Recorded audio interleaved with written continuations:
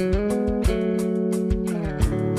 name is Susan Combs, and today we're going to talk about how to get comprehensive automobile insurance when traveling abroad.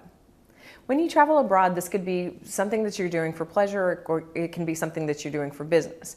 But when you decide to rent a car, you need to really check out the policy that you have at home.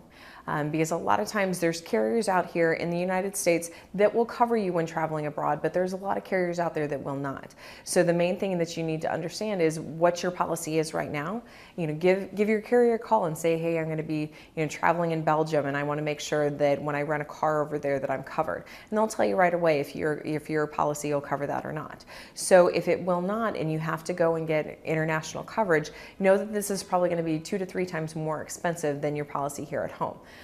Because there's just so many more bells and whistles that go into it.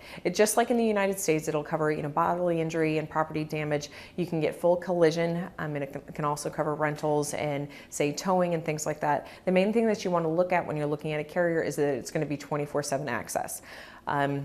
Over in Europe and different countries, the work ethic can be a little bit different.